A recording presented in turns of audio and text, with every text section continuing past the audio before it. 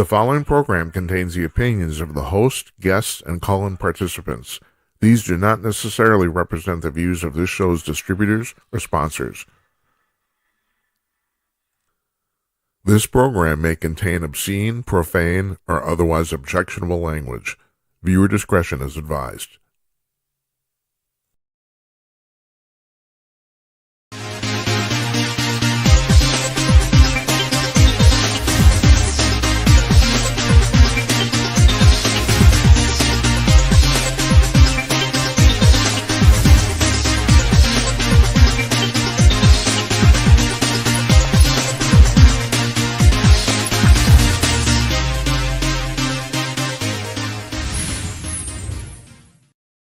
Yes, it feels so good, doesn't it? It's 11 p.m. on the West Coast. No. I will never do this right ever. It's 11 p.m. on the East Coast of the United States, 8 p.m. on the West Coast, 2 o'clock in the afternoon in Sydney, Australia, and 10 p.m. Central Time, where I'm sitting here in Northeast Minneapolis. Welcome to another edition of Jim Peters at Night. I am Jim Peters. This is episode number 90, believe it or not. Now, 6 months, we plowed through 90 of these things. Hope you guys had a nice weekend. We have our month in review panel, which we do the last Monday of every month here. Now, the panel tonight's a little different. Usually, it's Tim Conaway, Don Zorro, and Larry Newman. Neither Larry nor Don could make it tonight. Tim's here, but we have Jennifer Oliver O'Connell from redstate.com. And here's the really cool thing. She was just at CPAC, so she's going to give us a firsthand account of what it was like there. So we're happy as hell to have her. Also, Tim has suspended his presidential campaign, and we're going to ask him about that in a second, too. So we're off for the rest of the week. Tuesday, Wednesday, Thursday, we normally do shows, not this week. We're coming back next Monday, March 5th. It's going to be Monologue Monday because we're going to be gone a whole week. I will have an hour and a half of stuff to yak about, and I will. I can't stop collecting the news, even though we're not doing this. I just can't. So we'll have plenty of stuff to talk about next Monday. That's for damn sure. We encourage you to call in. Now, we still take webcam phone calls here, video phone calls, and we were the first, supposedly the first talk show in America to do this. We still take them, but when we got a lot of people on the screen, I kind of don't want to. If you want to call up with your camera, you go down here to jimatnight.com /call, or you can just go to the homepage and click on call in on the menu, and there's a big blue button at the top of the screen. You push that. Tonight, I would prefer that you use audio to call in, regular auto call. That's in the middle here. Number is 563-999-3435. And I got a little screen over here. I can tell you when you're calling. Now, I got to preface this too. If you're blocking your phone number, I won't take your phone call. We've had too many people who have been blocking phone calls, blocking their numbers, calling in and basically trolling us. And that's, I'm glad you think that's funny. I got better things to do. So if your phone number does not show up because you've been blocking it, I will not take your phone call. I'm just telling you right now. So there's that too. And you can also text us in real time. This number right here, 408-458-5088. Matter of fact, that's great. If you have a question for the panel, text it in. I'm monitoring the texts in real time. Also monitor here off to my right. Now, if you're on like Rumble or YouTube and all the rest of the channels where they have their own chat rooms, no, I'm not looking at those. I'm not. I know that a lot of people do. We got seven of them. I'm not going to monitor them. I'm sorry. I'm just not going to. If you want my attention and you want to participate, text in 408-458-5088. So our show is brought to you by Conk News, and here's their front page. We a little bit of a bug here. Sorry about this. There we go. Okay, there's the front page of Conk News. So, and also you'll notice, and this just happened in the last few hours, that supposedly Donald Trump Jr.'s home, he was sent a package with white powder in it, and he's also receiving death threats, apparently. Excuse me, that's at the top here where it's a story developing. And that's actually from 100% fed up. And the reason I can tell you that is because of the tiny little logo at the bottom of that story. Now, Conk News is a news aggregator. They take stories from 75 different news sources every 3 hours and compile them in chronological order. Can I talk? It's like a fucking talk show. What the hell? What's going on here? You gotta talk, Jim. You gotta talk. Okay, and they compile them in chronological order and then put them on the front page. So this all changes more or less every 3 hours, but you get a fantastic overview of the news. All these photos are from the stories that they're actually linked to. The headlines are original. They don't rewrite them, and there's no interstitial pages. You click on a headline or a photo, and you go directly to that story. It's a news junkie's delight. Trust me on this. It's at conk.com, completely free. Conk News at conk.com or conk.com. Very good. Okay, so I'm gonna play the 12-second bumper, and we're gonna put Jennifer Oliver O'Connell and Tim Conaway on the screen for your viewing enjoyment. Here we go.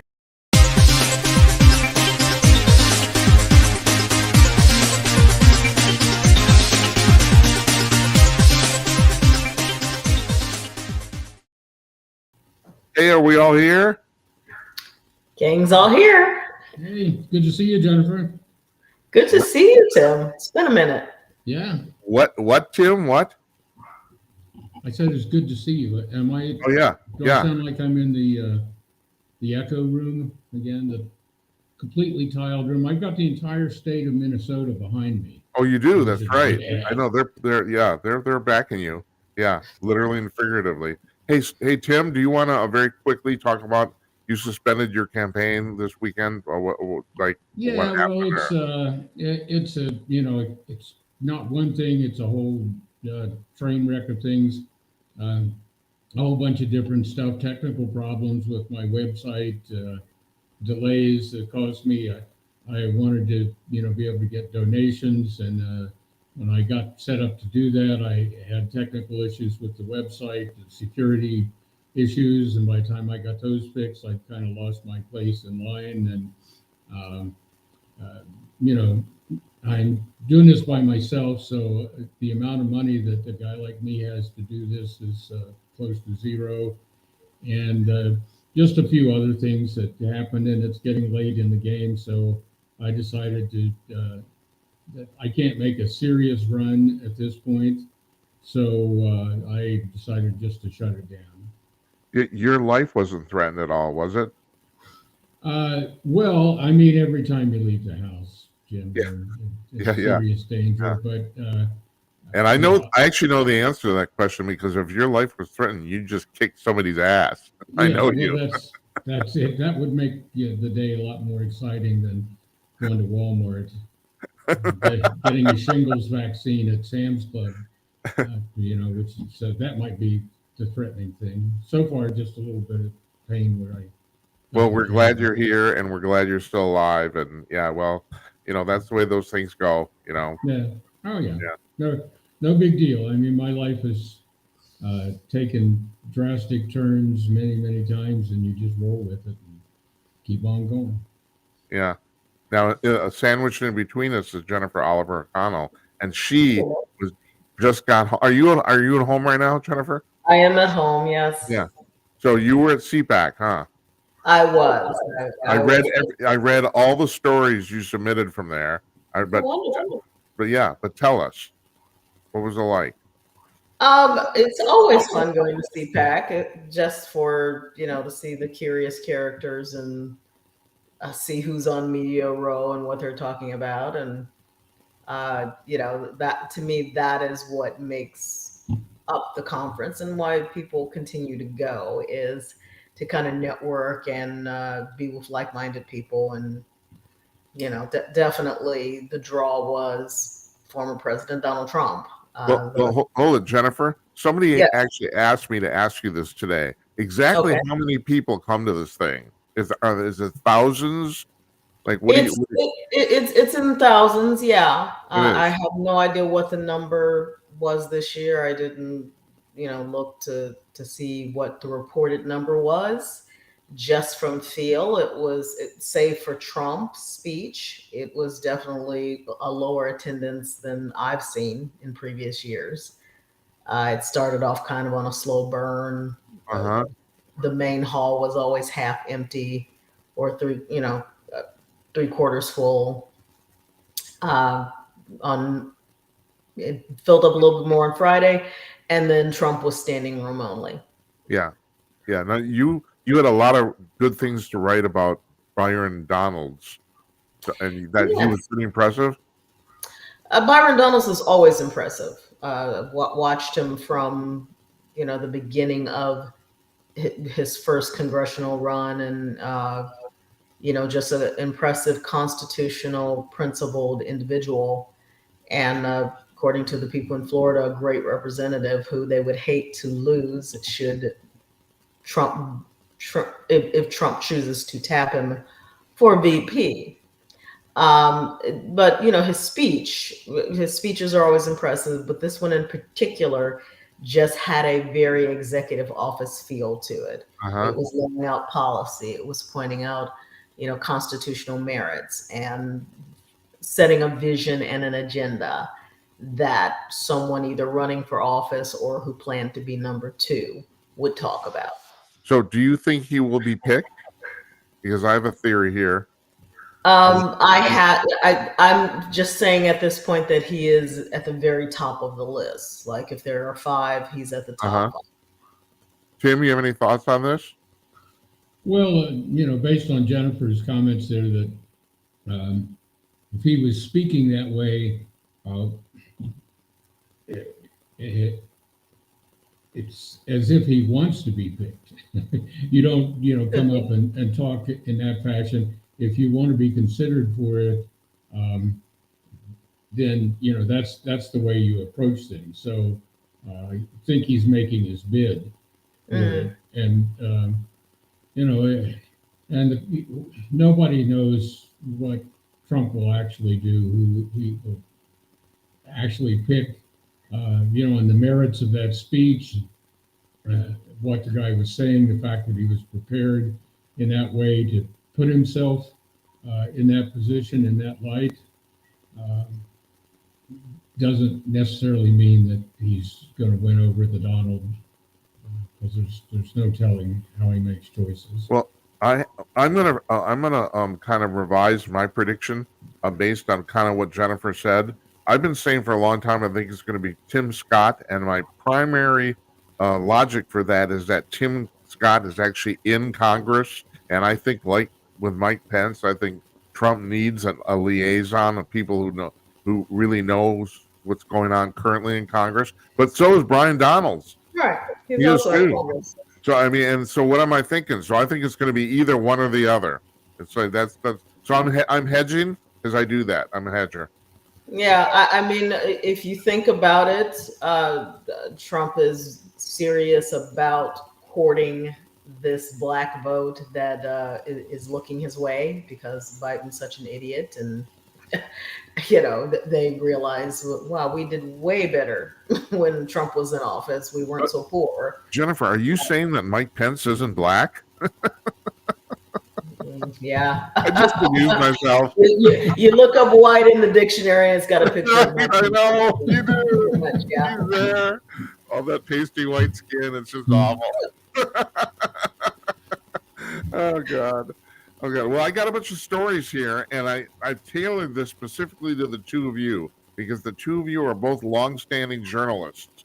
So the first thing I want to discuss here, I'm sure you both probably heard about this. So CBS laid off 1% of their staff, which they laid off 20 people out of 2,000. This is CBS News. Excuse me, I should say it. CBS News. The CBS Inc. television, they laid off a shitload of people too. But CBS News laid off 20 people. And one of them was Catherine Herridge. And she is really, honestly, one of the premier journalists in America. I mean, this woman she's serious. She's relatively unbiased. She does, she's great at coming up with information. I mean, she's a star. And, she might not be known to the public, but in the business, she's a star. So they laid her off. Okay, fine. First of all, I don't know why you'd lay off her. I mean, there's probably 1,500 people on the staff who are less experienced than her. But okay, so lead off her. But the other thing they did, which has never been done before, is CBS confiscated her files and notes, so she couldn't take them with. Now, Jennifer, Red State has been reporting just in the last few hours. I can't remember, was it Nicaragua or somebody there said that they have given that stuff back to her apparently now. Yes, they have. They have. And I haven't quite read what Catherine's statement was. She posted it on X, but yeah, they gave everything back. No details on whether the files were encrypted or anything like that. But that doesn't mean they didn't copy them and or read them. Again, we don't know. We No. we just know, thanks to pressure, SAG-AFTRA apparently got involved. Yeah, SAG-AFTRA. When the people don't know, that's the actors' unions. Right. Television. It really has nothing to do with news per se. I mean, I know that you're. Well, it's broadcasters. Yes, broadcasting. Right. Yeah. Yeah, the AFTRA part brings in, people like television newscasters and TV hosts and stuff. Yeah. Yeah. So, but first of all, this was completely unprecedented. Now, Tim, you've been involved in both television and magazine and editorial for a zillion fucking years. I mean, this is not good, is it? Well, I've been in that awkward position of having to let people go, usually because, we cut a magazine out of circulation, dropped the magazine or we had performance issues or whatever. So, but I'm guessing you've never asked for reporters' files, have you? Well, anything that would be accumulated while the person works as an employee would technically be the property of the employer. No, I understand that, right? So, I mean, I can see how they could go ahead and say that. No, I've never done that. But then I worked on, magazines mainly, and the stories were written by freelancers. So the people who worked on staff, if they had notes or anything like that, it's probably it had already been used. One thing that was attempted while I was working at a company where I ran the day-to-day operation, editorial operation of 36 magazines, and people were coming and going all the time, and they wanted to take the person's Rolodex. Okay, that tells you how old I am.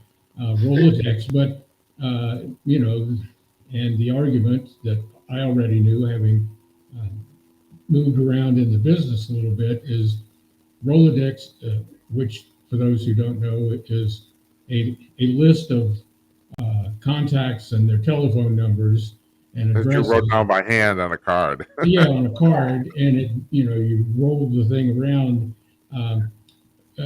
But that's considered tools of the trade, and that's often the reason you get hired as an editor is because of the contacts that you have. Well, as a reporter too, for that matter. Well, yeah. And so that doesn't belong to the company, that belongs to you.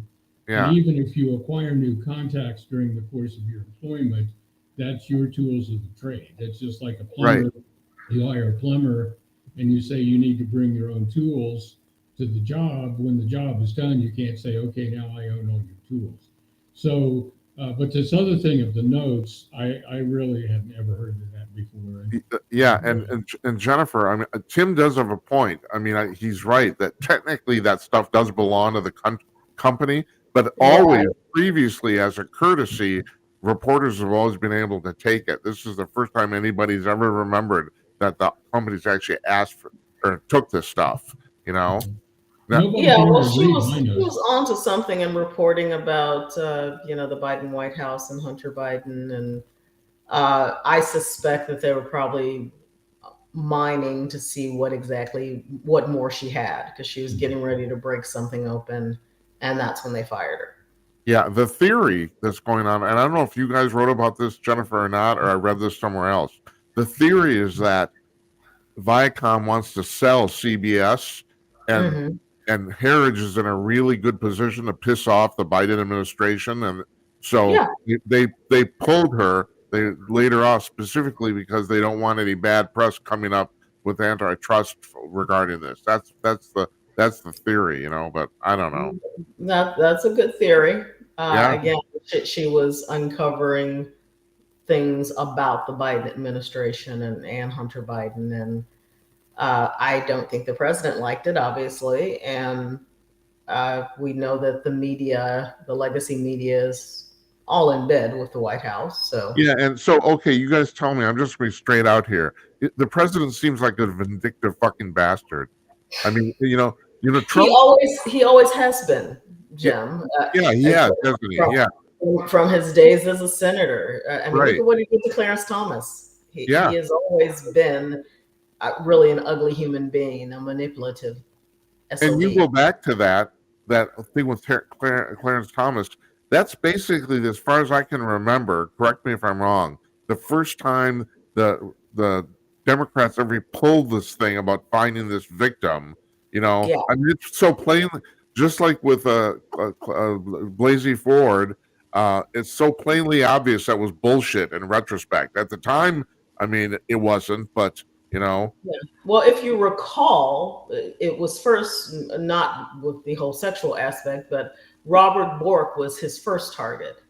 Oh, yeah, right, Of totally cutting someone off at the knees and yeah, that's creating true. this manufactured false atmosphere. I mean, Right, we have a term being borked for what was done Yeah. to Robert Bork. Yeah, So Joe Biden showed his true colors then, and he made himself look affable. I mean, this is what they do.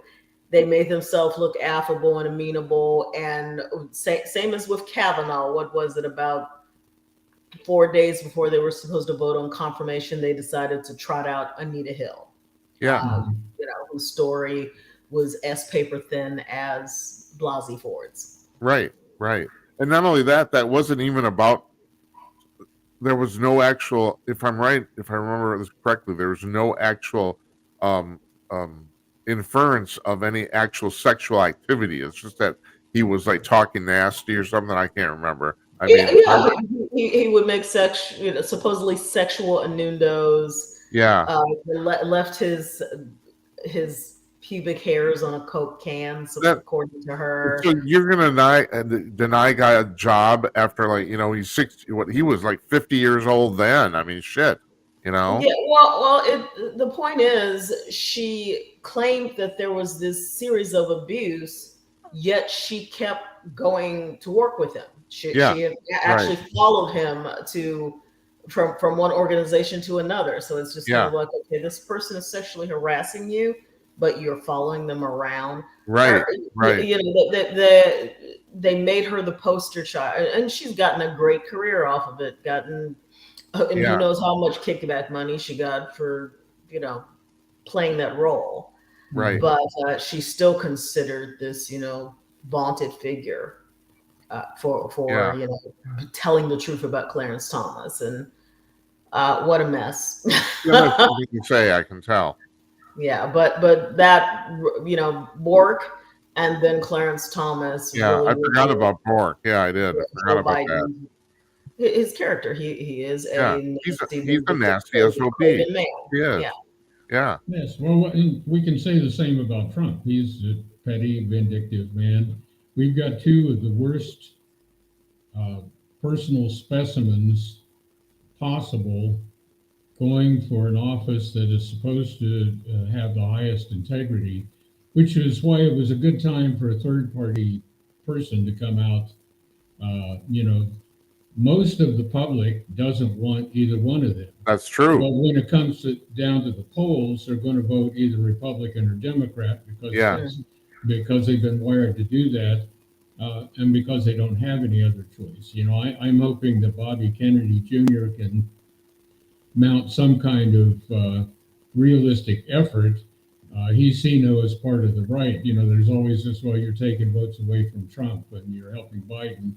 And, the important thing is that if he positions himself correctly, which is what I had hoped to do, you position yourself as you're not taking votes away from either one of them.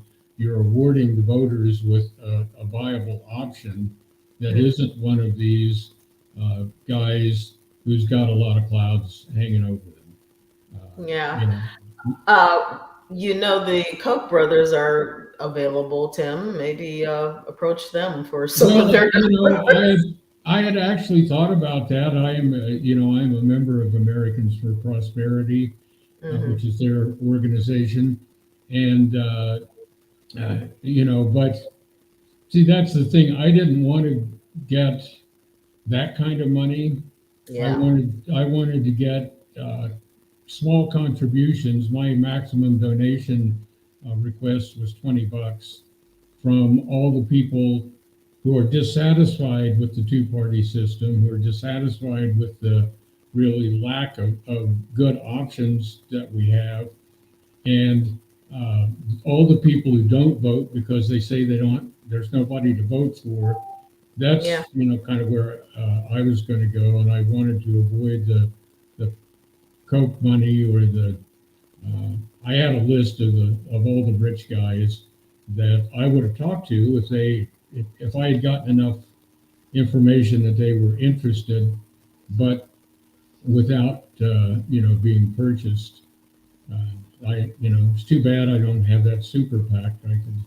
Well, by inference Right. now, you brought up Nikki Haley, which I actually was not on my list of things to talk about. But Well, I didn't bring her up, but No, I brought up the Koch brothers, but that's because they dropped Nikki like a hot potato after losing. But why is she still in it, Jennifer? Why? What's the point here? Because I was speaking with our deputy managing editor at Red State about this. She was gracious enough to drive me to Indiana, and then my husband came up from Alabama to Indiana to drive me home.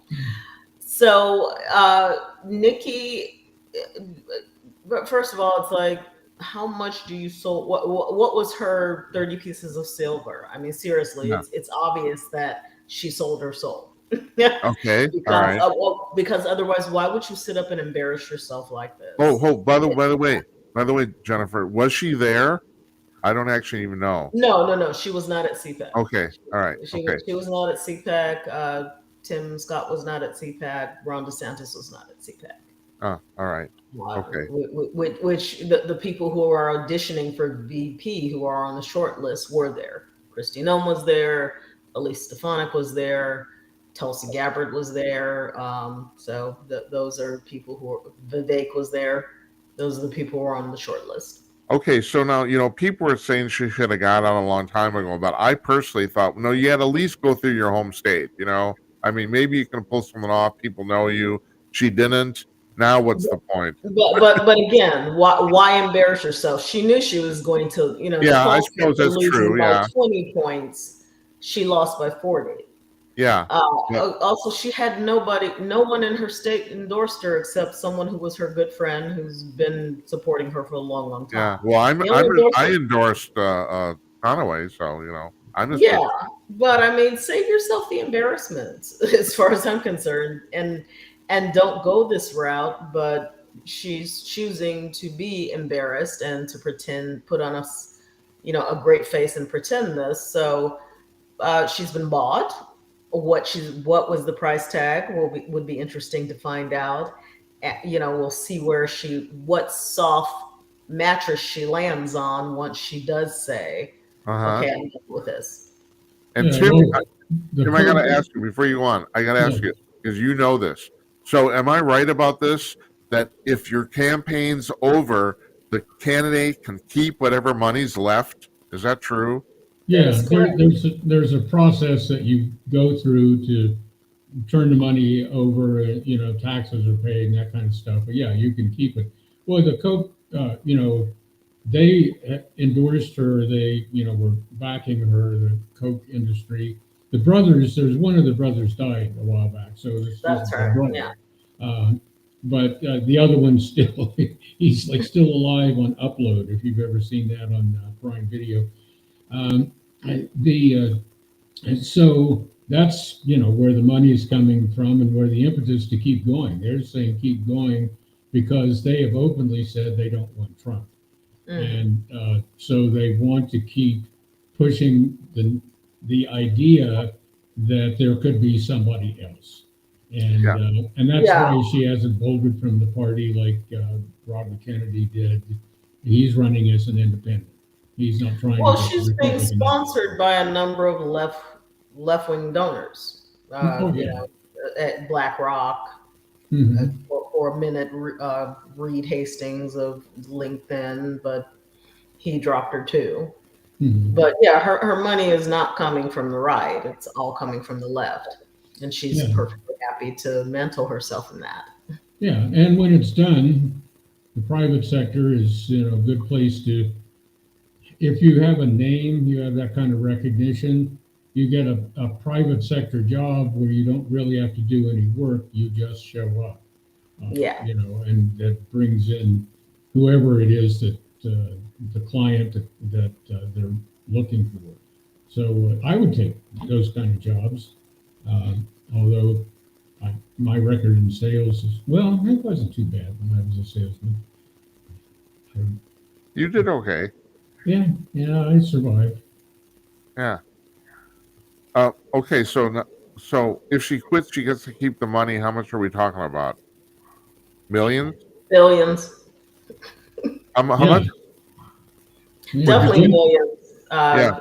I mean, I'm not sure what her war chest is. And the prevailing theory right now is that she's in it just in case Trump can't really finish. And the primary reasons he wouldn't do that are health and or being in jail, one or the other.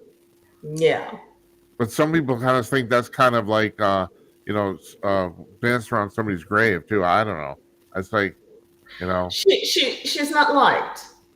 The GOP does not care for her anymore, and really most everybody else doesn't either. The left, actual Democrat voters don't really trust her. People on the right and conservatives think she's a warmonger. So I mean, this is probably like the understatement of the year, but she does kind of represent the old guard of the party now, doesn't she? I mean, and that's not really popular anymore. It's like, right, yeah, you know.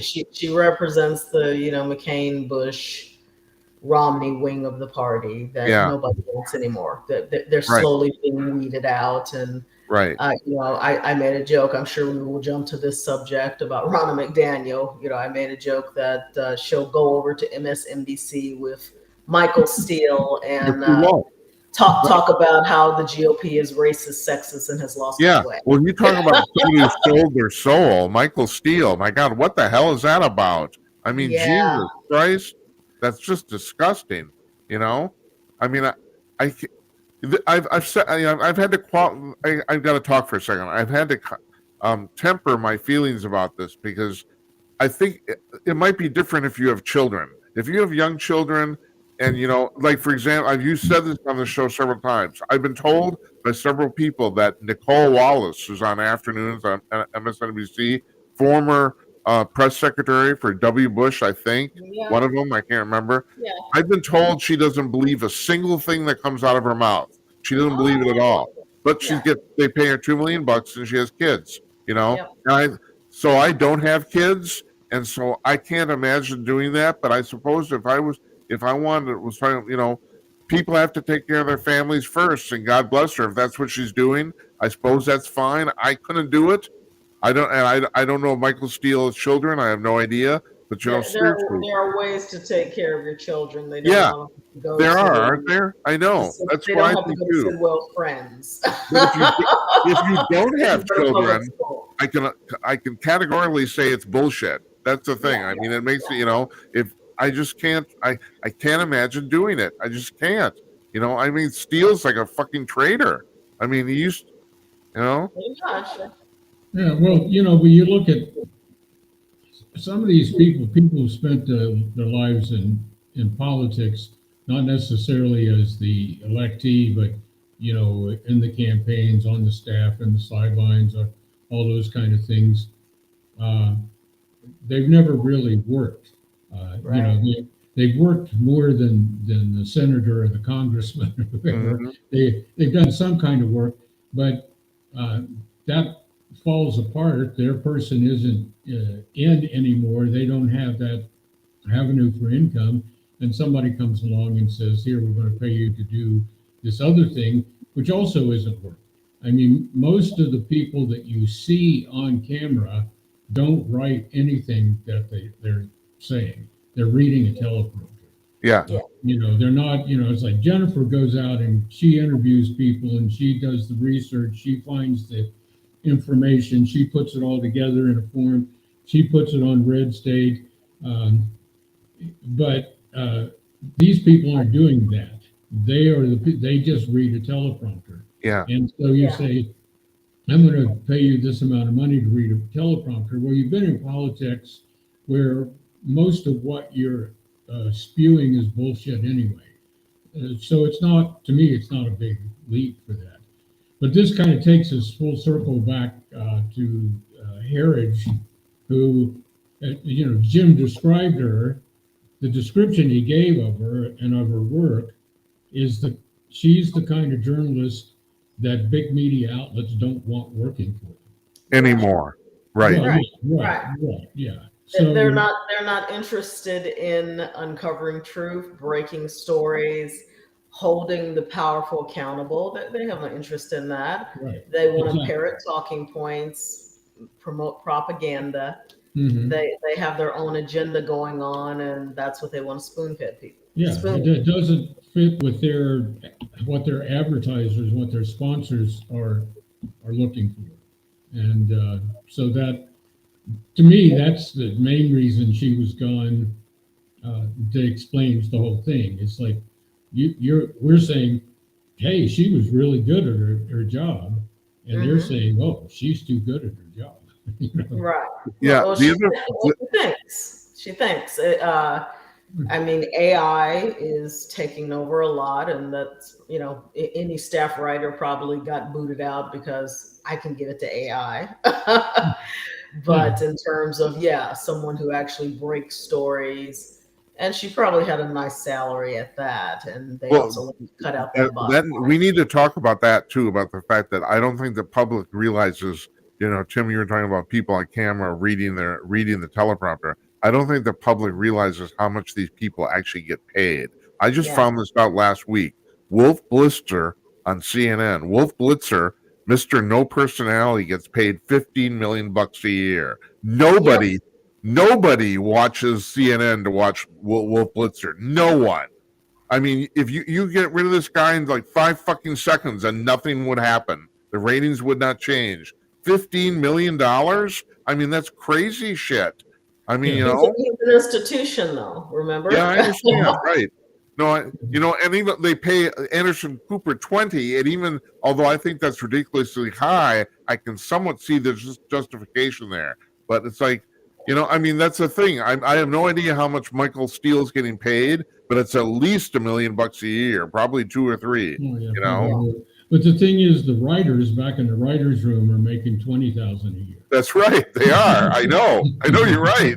I don't know what it is. And then they've gotten rid of them and replaced them by, they're slowly being replaced by AI anyway. So. Well, and what they do is they take press releases from whoever, and they just publish them without anything. When I was a reporter, we loved to get press releases because we could fill up some space in the newspaper, but we rewrote the stuff, and sometimes we actually made phone calls and verified some things or whatever. But now I read stuff, and it's just like, this is the way it came in from whoever sent it in. With nobody even looked at it. They just set this in type, however that's done, to scan this and put it on page 6.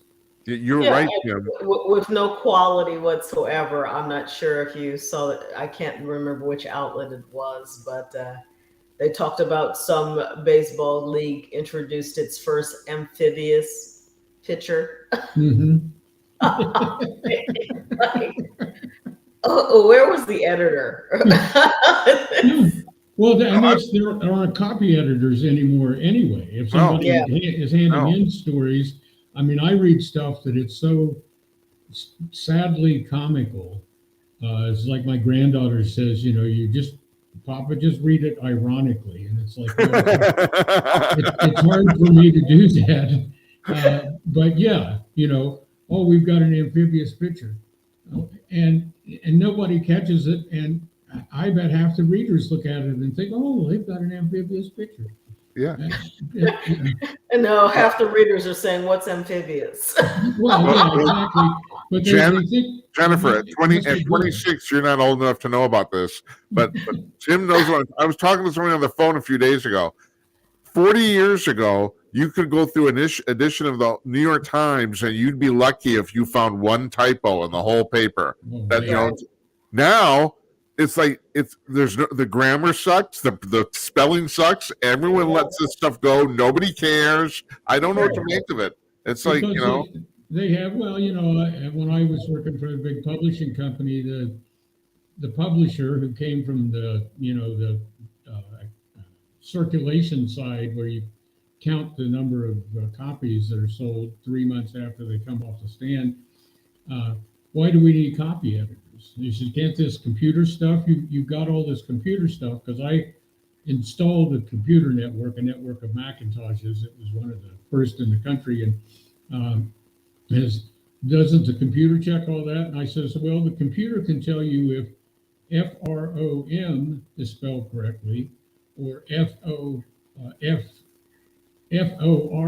or FROM is spelled correctly, but it can't tell you which is the right word. Now, right. It's a little bit more advanced than that. It'll underline it, but if there's nobody to look at the underline, you know, you're not going to know. I said, there's more to it than whether everything's spelled correctly.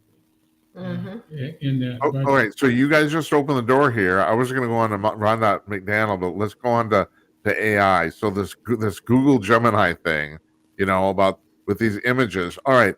This is really interesting, though. David Strom wrote an article on Hot Air, and he kind of said what I was thinking in much better terms, and that is, this is not an error. You know, Google said, oh, you know, we kind of screwed up. You know, we're really sorry. We're going to go back. We're going to fix this. No, he's right. This was in testing for at least a year. What happened is that all those 28-year-old programmers and testers, they thought this was entirely normal. That's the reason it got through. I mean, and this is it really says something about a generation of people. This is disgusting. It's really disgusting. You know, George Washington was not black, you know, but I don't know if you guys have seen some of the tests they've run through this.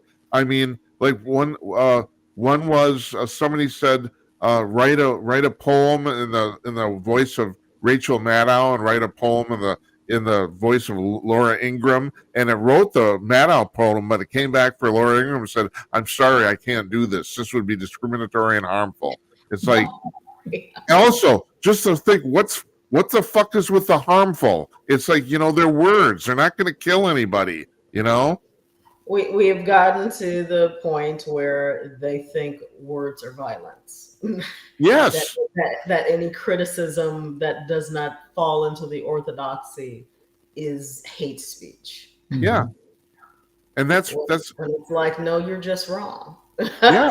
There are facts and there are your feelings. And as Jennifer, my brain is going to blow up. It's like, this is just bullshit. I can't. You, the old geezer on the other side of the screen, say something. Oh, well, I was just thinking that when I was running this one plant, and people there didn't like me. They had been getting away with not doing anything, and they were only at like 50% delivery level. And I was transferred there because I had taken another plant from 55% up to the 90s. And so I came in and I was, making everybody do the work the right way and that kind of stuff. Well, every one of them was calling HR back at headquarters, because the corporate headquarters, we didn't have an HR person on site, complaining about me. And so, the director of operations was talking to me about it. And I said, look, you guys want me to get this stuff done. And I said, two, when they're complaining about me, I'm not there to tell you whether what they're saying is true, or even more importantly, what they aren't saying, like what I actually told them to do. And he said, well, their truth is your reality. And I said, well, when does my truth become their reality? You put me in charge. Yeah, really. That's Wow. what this comes to, is like their truth is your reality. And I thought, man, I would get that tattooed on me if I, So now you have a whole corporation that's trying to make their truth our reality. You Yeah. know? And there are different versions of truth. So Yeah. this is why do you think you have all that confusion? Because everybody's trying to make their truth your reality, and you're not going to be torn in 5 million different directions. And it was sorry. I mean, I don't know how many gallons of ink they could have made in the time that they were complaining about me trying to make them make ink. So there wasn't any less work, so to speak. It was just, they'd gone from a comfortable situation and a lot more stuff going on to, somebody expecting them to get out Whoops. all the orders that we had to get out of, and well, why should we have to do that? I will also say this was in California, so that Jennifer knows about trying to do anything in California. Yeah, well, if the shoe fits. Yeah. I'm talked out. I'm pissed off. I don't know. Strom seems to think this is going to permanently hurt Google's reputation. I think it might. I hope so. Yeah, so do I. I did too. I've already started avoiding using their products. I mean, well before this even. Yeah. Just Yeah, because I try to use them as little as possible. it's unfortunate. It's hard to get away from it. Because they're products that work. I mean, people are so used to collaborating on Google Drive and the whole 9 thing, and so it's like, no way of completely getting away from it. But in terms of my major email and all that stuff, I've moved way away from them. Yeah. Well, and trying to get away, it's just like trying to get away from, boycott Chinese products made in China. Well, unfortunately, 80% of what we buy is made in, China or one of their satellites, Vietnam or someplace. So it's like, well, if I could do without 80% of the, just the small items that I need on a day-to-day basis, I would do that. But it's kind of tough when when we sent all of our manufacturing over to Asia to save money, and now it's like, oh, well, we don't want them to do that anymore. Well, who started that? Cyrus Eaton and all these other guys started that long time ago, back in the 60s. And now it's like you can't boycott Chinese products, and you can't boycott stuff made in Malaysia or Thailand or Vietnam. This has nothing to do with anything, but I don't know if you guys. This is like one of these science things that kind of made the back of the news about the fact that a couple of weeks ago, a bunch of researchers, and I can't remember where they are, they have invented a lithium battery that doesn't use lithium. It uses water. Plain ordinary. It isn't even heavy water or deuterium or any of that. Plain ordinary water. And they think, they got to ramp this up, but they got the thing working already, and they think in 5 to 10 years it'll completely replace lithium batteries. And right now we get most of our lithium from China. So Although unfortunately Norway is going to mine like 100-mile stretch off their coast of underwater stuff for lithium, which will completely ruin the ecosystem there, to get this, instead of putting that money into the research and development of these other things. I've read in the past month at least 3 different projects in which they found some simple element that they can manipulate to mimic what lithium does in batteries.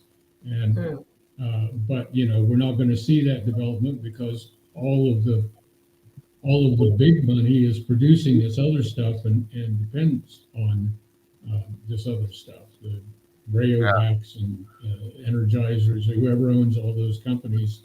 It's like, man, they've got it all invested in this other stuff. They would be cutting their own throats to to, do this other stuff. They'll wait until they run out of lithium, just like they're going to wait until they run out of petroleum before we actually switch over to some other means.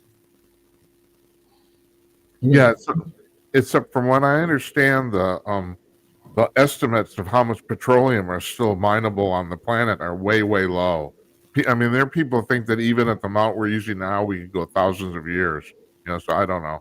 Well, we could go for a very long time. Yeah, I know that, and that's what we do. I remember as a kid, and once again, who's the old man here? Steve, across the street from my backyard were two railroads, and each with two tracks, stuff running east and west, or north, running along the Ohio River at an angle, and the old steam locomotives pulled everything.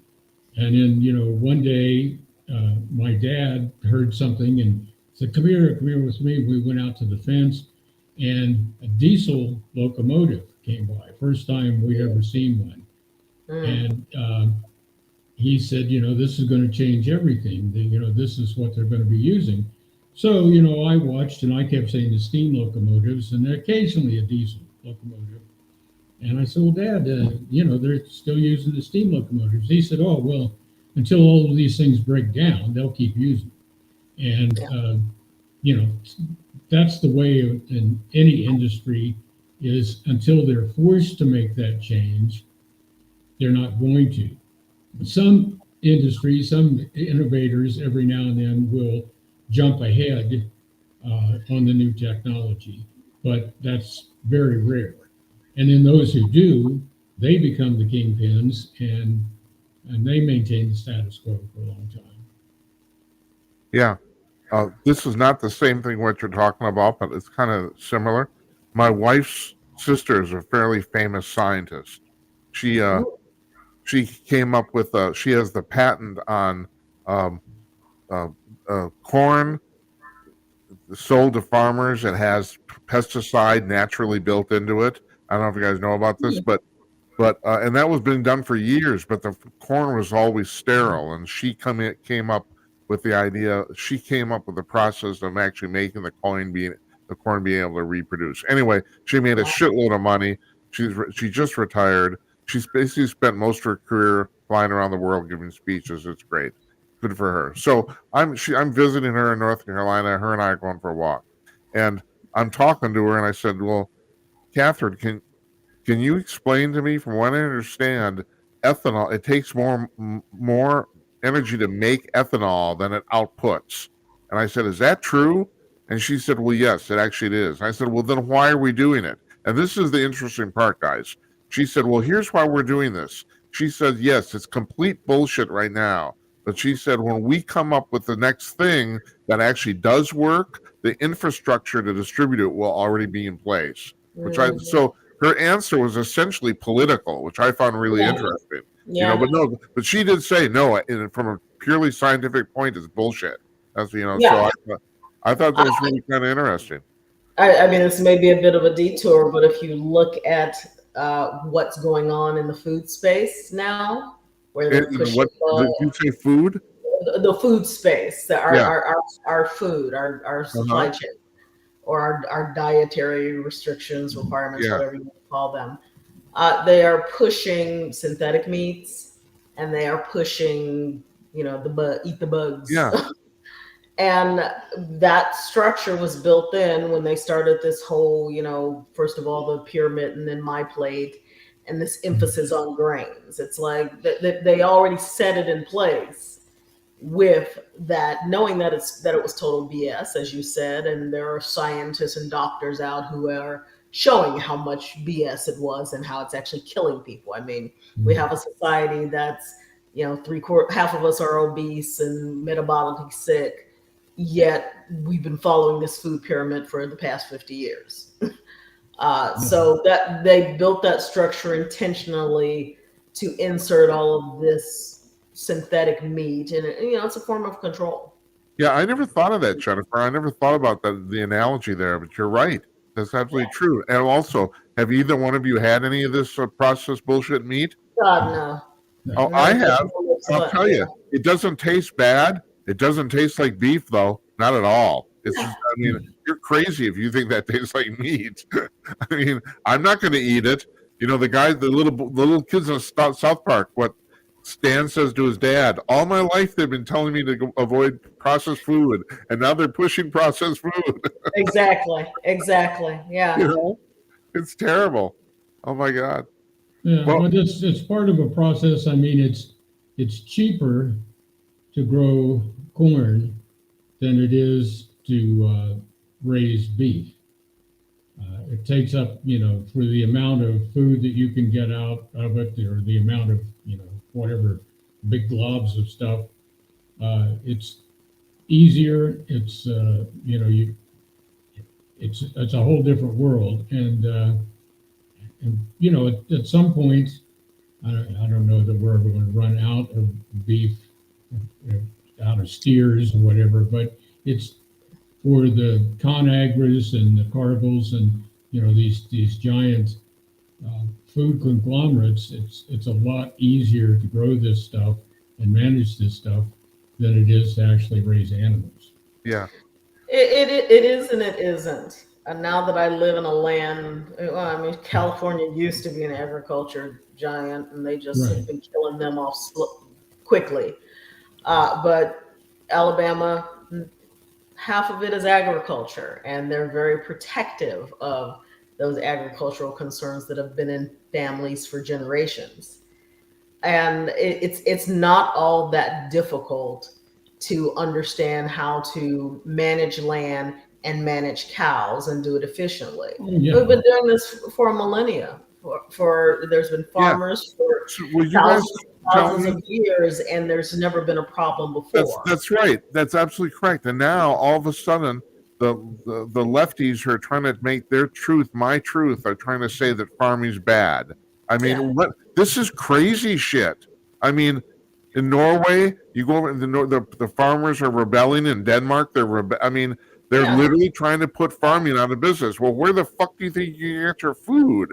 I mean, But that's what I mean by they created these supposed food pyramids and FDA regulations and blah blah blah in order to farm people into this structure of, well, here's this manufactured beef, here's this cricket burger, go Yeah. for it, Yeah, and that's what I meant was it's easier for these big conglomerates. Right, manage all exactly. that It's stuff. easier for them because it's they want to take control of the food supply. It's the same reason they plant their non-reproducing plants upwind, downwind. I never get that straight. Of the heritage seed farmers, because it gets in there and it takes over the plants, and one, it makes their heritage seeds worthless. And two, they can say, oh, those crops belong to us because that was our seed. Yeah. So it's part of a larger thing.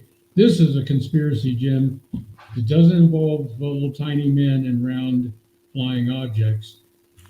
It's happening right in front of people's faces. Yeah. Really, there's no conspiracy. They've gotten totally brazen at this point. Exactly. They don't care. They're letting you So, know I tell you what, folks, we're going to end on this here. This was the kicker, and it's amazing how we came around to this, and that is, I don't know if you guys have seen this, but Starbucks has introduced a new pork-flavored latte. Ew. I know. What the hell? I know. I don't do anything No, Starbucks. I'm not. No, I know. I love bacon. I'm still not going to do that. No. So somehow, I cannot. Hey guys, I want to thank you for joining us tonight. I really appreciate it. Jennifer, it's always a pleasure. Always a pleasure. Thank you so much. Thank you. Yeah, good to see you, Jennifer. Tim. And I'm glad you're settling into Alabama.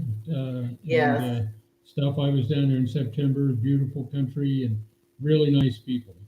Very much so. Yeah. Throughout the state. We are blessed. Yeah. Good for you. Thank you. Well, I think we're all blessed, so I don't know. I'll say that.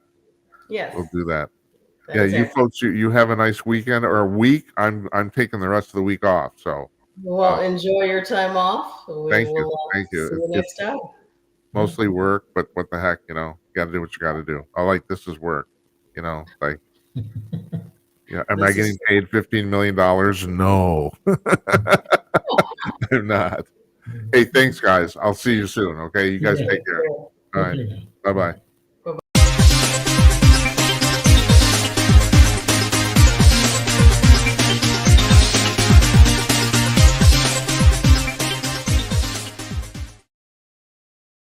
That's Jennifer Oliver O'Connell. She writes for redstate.com and her own Substack feed as thegirlturns.com.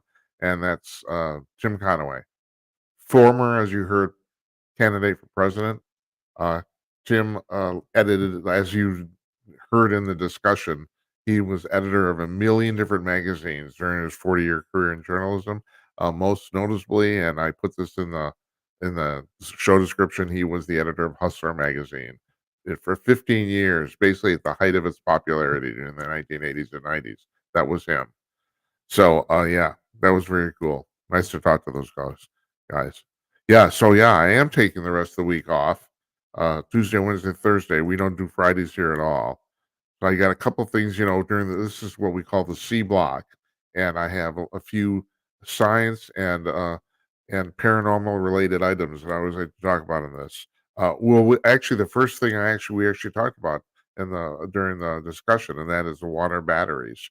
Yeah, this is gonna be interesting. Although I just thought of this while we were doing the discussion. I didn't want to interrupt Tim, but people bitch enough about the lithium batteries freezing over. Here in northern Minnesota, we're not in northern Minnesota. We're not talking about. We're in southern Minnesota, but Minnesota is pretty much kind of like the icebox of the nation. And so this is like the last place where you want an electric car. Now, that said, there are quite a few of them in Minneapolis. I mean, we're the 15th largest city in America. And yeah, you see Teslas all over the place. But the fact is, in cold weather, uh, batteries don't do very well, and they never have. We have not. Battery technology at this point is still relatively primitive. It is. It's like, I don't know if you know this. Your average Tesla is stuffed full of lithium batteries, little ones. There's not one big battery. No, no, no, no, no, no. Teslas are stuffed all over the place with tiny little batteries that are wired in sequence. So, and it's not good here in the frozen tundra. It just doesn't work. Now, I'm getting off the point here, but I thought you'd want to know, we set a record today for high temperature. It was 65 on February 26th. We have not had winter here for this year. Yeah, then don't tell me about the global warming. Don't. It's like, that's bullshit. It's weather, okay? Yeah, we have had this is going to end up being the warmest winter on record. We've had virtually no snow the entire time. It snowed a couple weeks ago. We got 6 inches. It disappeared in a week. It was 65 today. They're thinking on Sunday it's going to hit 70, and if it does, that's going to be the earliest 70 we've ever hit here ever. So no, this is not typical winter, but generally, especially in January, and it's really there. We usually have about 3 days in mid-January here in Minnesota where the temperature drops below 20 below, not 20 degrees, 20 below. And this is the point where you don't leave the house. Now, I own 2 Italian cars, and it actually says in the manual the car will not start if it's colder than 22 degrees below zero. And that actually happens here. So, anyway, so lithium batteries, what I was thinking is that if they're actually water, well, shit, they're going to freeze. It's like, that's not going to work, at least here anyway. Okay, so another thing that happened this week is quantum space-time was measured in a major step toward understanding the fabric of reality. And this is not the liberals' reality. This is actual reality. This is the physics of reality. So the thing is, quantum space-time is time on a subatomic level, and they've basically now been able to measure it down to the smallest unit not measurable, but apparently the smallest unit that actually exists. Now, I don't know off the top of my head. I read this. I can't remember exactly how small that is. It's pretty fucking small. Let's just say that. Okay. So that's the real amazing thing. They've actually got it down to the actual subatomic level. So, and along with that, they've also, and this is completely separate this week too, they finally measured quantum gravity on a quantum scale. Now, okay, so you know about gravity because you're stuck on the earth, right? And you can't jump very, that high. You can't jump as high as LeBron James because they get gravity. But gravity on a quantum level is the force of gravity on subatomic particles. So gravity is one of the four major forces of Newtonian physics, but it's always been considered by far the weakest one. And the reason you're stuck on Earth is because the Earth is fucking huge. That's the reason, you know. If you can think about the fact that there's gravity exists between two molecules, and it does, gravity is also what keeps the electrons going around the protons and the neutrons. That's gravity. It's an extremely weak force, but they finally did measure it on that level. That's kind of fascinating too. Now that's both of these things regarding quantum space-time and quantum gravity are going to be huge deals in the future, because this is where science is going to be going. I'll tell you folks. We've talked about quantum mechanics and quantum physics here before. It makes no sense on any conventional level. None of it does. It's completely what's the word I'm looking for? It's non-intuitive. It's completely non-intuitive. It just comes off as bullshit. I've had friends who tell me, educated people who went to college, who say this is crap. It's not crap. No, this is solidly scientifically studied stuff. But it does make no sense. It's really weird. So, and finally, I just thought you guys would. I know you're interested in this, and that is this was in the New York Post. Here's the headline: Does size matter? Age-old penis debate finally settled in a groundbreaking study. First of all, do you need a groundbreaking study? Do you need it? I don't know if you need it. They studied 55,000 men, which is okay. That's large. You got a large size, and they're measuring penis size. Got that? Okay. So what they determined is that over the last 40 years, the American penis size has grown about 25%, which surprised the shit out of them, because I don't know if you follow this. Everything else about male hormones has gone to hell. Men are producing significantly less testosterone than they were 40, 50 years ago here in the United States. And they don't know why. They know it has to do with chemicals in our food or atmosphere. They do not know why. So they were shocked when this came out, the fact that penis size is actually growing, even though everything else about male hormones isn't. And and also they say they don't think that's necessarily good, because they wonder if that has something to do with intake of hormones and or pollutants or something. It does not make any sense. And so of course they also decided to study what women thought about penis size, and it turns out, guys, I just thought you'd want to know, length doesn't matter, only girth does. That's what they determined. Thickness matters, length doesn't. So there you go. So don't tell me you didn't learn anything tonight. Yeah. Okay. Good times, huh? All right. So here's the deal. First of all, we did get a call during. I'm going to point this out again. I said this at the top of the show. I won't take your call anymore if you have a blocked number. And somebody called with a blocked number, and I got rid of it. I got rid of their phone call. I won't do that. So if you want to call in, we got to be able to see your number on the screen. Okay. All right. Got that? All right. So now I'm taking the rest of this week off. That would be tomorrow, Tuesday, Wednesday, and Thursday. We're coming back next Monday, which is March 5th, if I'm correct. So, and that'll be Monologue Monday. I'm gonna, because I have too much news to plow through through the week. We have a guest on Tuesday, and I can't remember offhand. I should have wrote this down. I know Jeff Meyer's coming on Wednesday. On Thursday, it's the State of the Union, Biden's State of the Union address, and we're going to have a panel right afterwards, which means we'll probably be starting at about an hour earlier, probably at 10 p.m. Eastern, 9 p.m. Central. That's next Thursday, not this coming Thursday. That's March 7th. So that's what we got going on here. Yeah, I'm going to use the next 3 days. I got a whole bunch of work to catch up on. I know you don't care. I don't blame you for not caring either. But I do want to thank you for watching. I mean, I mentioned this a couple nights ago. I think last Thursday I mentioned it, that we last week we broke 2,000 followers on Rumble. I want to thank you guys for that. And yeah, thank you for listening or watching and listening on Blog Talk Radio. You can do audio. We can do audio only now. So if you want to find out where we're available, there's on our website jimandknight.com. There's a there is a page called Watch, and you can get that from the main menu, and that lists all the places you can see the show and all the places you can just listen to it, which is just Blog Talk Radio. But yeah, you can see that there.